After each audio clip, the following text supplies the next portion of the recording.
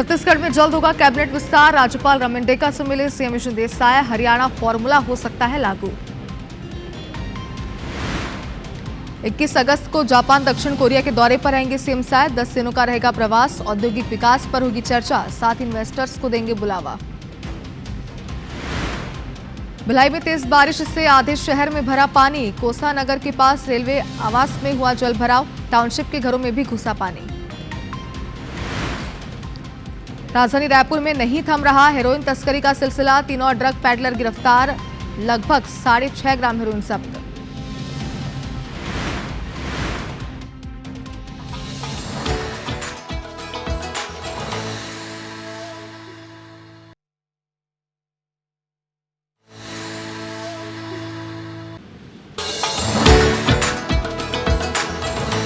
नमस्कार, आप देख रहे हैं जोहार छत्तीसगढ़ और मैं हूं आपके साथ शुभांगी ठाकुर। इस बुलेटिन में हम आपको देंगे छत्तीसगढ़ की अब तक की सभी खबरों का पूरा अपडेट, साथ ही प्रदेश में आज क्या खास रहने वाला ये भी आपको बताएंगे। बुलेटिन की शुरुआत इस वक्त की बड़ी खबर के साथ भिलाई से आपको दिखाते हैं, जहां तेज बारिश से आधे शहर में पानी भर गया है। कोसा नगर के पास रेशने आवास में जलभराव हो गया। टाउनशिप के घरों में पानी घुस चुका है। तो देखिए, मानसून थोड़ा सा ही सक्रिय होता है और इस बीच ऐसे हालात इन इलाकों पर बन जाते हैं। जरा ये तस्वीर आप देखिए, लोगों के घरों तक पानी घुस चुका है। जो तस्वीर आप देख पा रहे हैं, कोई नदी नाले नहीं है, बल्कि ये वो रहवासी इलाके हैं जहाँ पर लोगों के घर होते हैं, लोग आना जाना करते हैं। और फिलहाल वहाँ पर क्या स्थिति, जरा आप खुद अंदाजा लगाइए कि लोगों को यहाँ पर रहने में कितनी दिक्कतें हो रही होंगी। टाउनशिप के घरों में पानी घुस गया। अगर आप भिलाई के रहने वाले हैं तो आप इस इलाके से वाकिफ होंगे। कोमल धनेसर हमारी सहयोगी इस वक्त हमारे साथ लाइव जुड़ चुकी है। कोमल, तस्वीरें हम देख पा रहे हैं, कितनी दिक्कतें लोगों को हो रही होगी तो साफ हो चुका है, लेकिन अब इसके लिए कोई वैकल्पिक व्यवस्था की जा रही है ताकि लोगों को दिक्कतें ना हो, क्योंकि हर बार ये हालात बन जाते हैं। लेकिन उसके बावजूद भी किसी भी साल हम ऐसा नहीं देख रहे हैं कि नगर निगम कोई एक्टिव मोड में नजर आ रहा हो। जी बिल्कुल, देखिए ये इलाका रेशने आवास है राधिका नगर का, और ये कोसा नाला है, आप देख सकते हैं, जो उफान पर है। और सबसे बड़ी दिक्कत है कि यहाँ पर रिटेनिंग वॉल बनना था करोड़ों रुपए से, वो अब तक नहीं बना। निगम में हर बार प्रस्ताव आता है और हर बार करोड़ों की प्लानिंग होती है, पर काम कुछ नहीं होता है। जमीन स्तर पर आप देख सकते हैं, बहुत साल पहले यहाँ पर 15 साल पहले यहाँ पर रिटेनिंग वॉल बनी थी, लेकिन वो पूरी बह गई। लगातार हर वर्ष पानी में अमूमन स्थिति यही होती है। और पिछले अगर 2 महीने की बात करें, जब से मानसून स्टार्ट हुआ, यहाँ पे 3 से 4 से 5 फीट तक पानी यहाँ पर भरा। और कल रात में जो बारिश हुई, लगातार रात 2 बजे से घरों में पानी भरना शुरू हुआ और करीब 3 फीट तक पानी गया। और यहाँ लगभग किसी का राशन, किसी का बिस्तर, किसी का कपड़ा, सब कुछ यहाँ पे गीला हो चुका है। लोग यहाँ पर सुबह से परेशान है। पानी, बारिश बंद होने के बाद अब पानी थोड़ा सा पानी कम हुआ है और लोग अब अपने घरों की व्यवस्था करने में घरों में लगे हुए हैं। हमारे साथ कुछ लोग भी हैं। भैया, आपका घर सबसे कॉर्नर में, क्या क्या दिक्कतें होती है, सबसे ज्यादा परेशानी क्या हो रही है अभी आप लोग? हमारे घर में सबसे पहले तो पानी बाढ़ आने से और राशन वासन, कपड़ा और सोने वोने का कोई गुंजाइश ही नहीं रहता, क्योंकि छोटा घर है और उसकी वजह से सांप बिच्छू आने का बहुत डर है। और प्रशासन यहाँ को कोई ध्यान नहीं दे रहा, ना पार्षद वार्षद। बाउंड्री वाल टूट गया है जब से पानी ज्यादा और आना चालू हो गया है। आपको बता दूं कि पिछले महीने भी यहाँ पे ऐसी स्थिति थी, कम से कम 5 फीट तक नीचे का जो फ्लोर था डूब गया था। 10 तारीख को विधायक रिकेश सिंह ने यहाँ के लोगों को मुआवजा भी दिया। 65 घर जो नीचे के थे, वहाँ पानी भरा हुआ था, उन सबको मुआवजा भी दिया। लेकिन आज फिर स्थिति जब की तरह से आज फिर वही हाल हुआ। लोगों का उस वक्त काफी नुकसान हुआ था, गाड़ी से लेकर हर चीज वहाँ पर बर्बाद हो चुकी थी। महिलाएं भी सबसे ज्यादा क्या आंटी दिक्कत, कल कितने बजे पानी भरना शुरू हुआ था? 12 बजे, 12 साढ़े 12 बजे पानी आया। 1:30 बजे पूरा अंदर में चलेगी से, रात भर सोए नहीं, पूरा सामान ऐसे पूरा बह गया था अंदर के अंदर में। उसके बाद में हम लोग बाहर निकले तो पूरा गाड़ी घोड़ा सब उधर लेके चले गए। रात भर सोए नहीं, 1-1:30 बजे से पानी घुसा है, बहुत परेशानी हुआ है। और आप लोग यहाँ पे लगातार दिक्कतों का सामना करते हो। नाले में वॉल नहीं है, इसकी वजह से पूरा पानी भरता है। तो कभी मांग की पार्षद से, विधायक से, या करते कोई सुनाई नहीं करते हैं। पानी आते हैं, बस बोलते हैं कर देंगे करके, तो कभी तो आते भी नहीं है। ऐसी जाओ तो बोल देते हैं बस। जी धनेश्वरी बाई मैं बोल रही हूँ। मेरे घर में पूरा पानी घुस गया, पलंग, रजाई, गद्दा, मतलब 1 लाख का नुकसान हो गया। आज भी 12 बजे से पानी शुरू नहीं, 12 नहीं बजा था, 12 से भी ज़्यादा कम हुआ था। उतना समय से पानी आ रहा है तो पानी पूरा हमारे घर के अंदर घुस गया है। बिल्कुल देखिए आप सब परेशान जी। हैं और आपको मैं दिखा दूं, देखिए ये जो कोसा नाला है ये टाउनशिप से होते हुए बिल्कुल actually कोमल, देखिए तस्वीर आप दिखा पा रही है, वहाँ की स्थिति हम समझ रहे हैं, लेकिन देखिए बड़ा सवाल तो ये है कि आपने बताया कि मानसून जब से सक्रिय हुआ है यहाँ पर ऐसे हालात लगातार बन रहे हैं, लेकिन लोगों से आपने बातचीत की, उनका ये कहना है कि जिम्मेदारी इस पर कोई ध्यान नहीं दे रहे हैं, कोई जवाब नहीं दिया जा रहा है, कोई व्यवस्था नहीं की जा रही है। अब देखने वाली बात तो ये होगी कि कब तक इसकी व्यवस्था की जाती है। फिलहाल बहुत शुक्रिया पूरी जानकारी के लिए। चलिए आगे बढ़ते हैं और अब बात करते हैं सियासी हलचल की। छत्तीसगढ़ में एक बार फिर मंत्रिमंडल विस्तार की चर्चा जोरों पर है।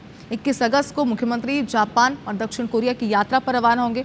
उनके दौरे से पहले एक बार फिर विस्तार की सुगबुगाहट तेज हो गई है। ऐसे में सवाल ये है कि जिन नामों पर कयास महीनों से लग रहे हैं, उन्हें मौका मिलेगा या फिर नहीं।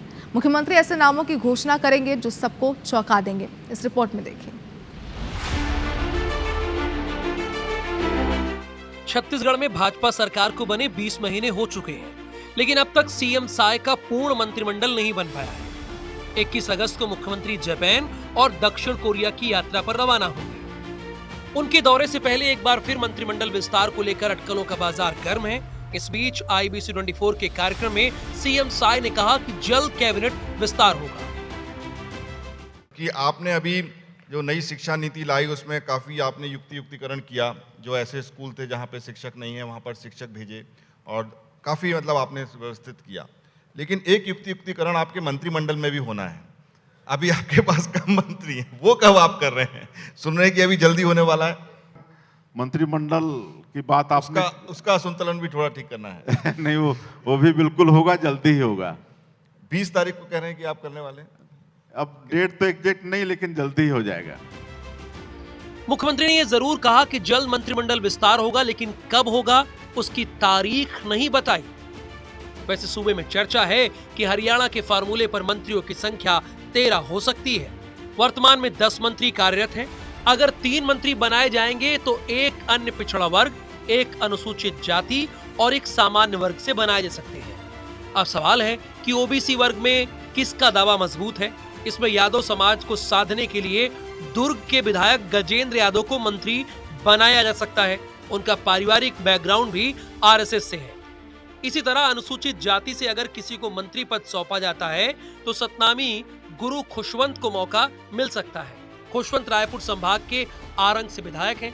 इस संभाग से अभी केवल मंत्री टंकराम वर्मा ही हैं। इससे पहले यहां से बृजमोहन अग्रवाल भी मंत्री रहे हैं।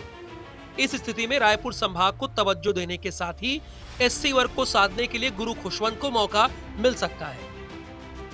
इसी तरह सामान्य वर्ग में से पार्टी किसी को मौका देती है तो बिलासपुर संभाग से पूर्व मंत्री अमर अग्रवाल, रायपुर संभाग से पूर्व मंत्री राजेश मूणत और सरगुजा संभाग से राजेश अग्रवाल का नाम सबसे आगे चल रहा है। वैसे इन नामों पर सिर्फ कयास ही लग रहे हैं। खाली पदों पर किसकी लॉटरी लगती है ये तो तब साफ होगा जब मुख्यमंत्री नामों का ऐलान करेंगे। सौरभ सिंह परिहार, IBC 24 रायपुर।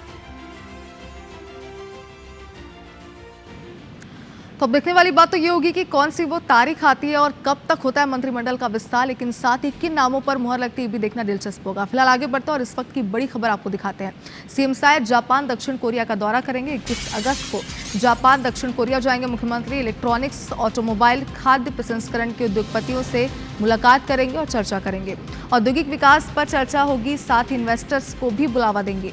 21 अगस्त से 10 दिनों के विदेश दौरे पर रहेंगे सीएम साय और CS अमिताभ जैन, प्रमुख सचिव सुबोध सिंह, उद्योग सचिव रजत कुमार भी उनके साथ यहां पर जाएंगे।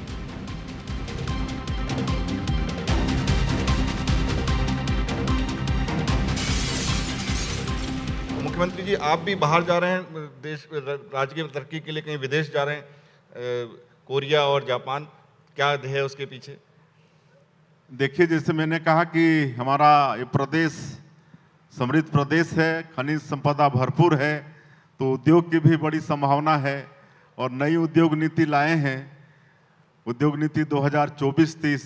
इस तरह से हम लोग अपनी नई उद्योग नीति को लेके विदेश भी जा रहे हैं और वहाँ भी हम लोग उद्यमियों के सामने में अपनी नीति रखेंगे और उनको छत्तीसगढ़ आने का न्योता देंगे। यहाँ पर वो लोग आएँ और निवेश करें। और अभी हम लोग नई उद्योग नीति में ज़्यादा रोजगार को ध्यान दिए हुए हैं।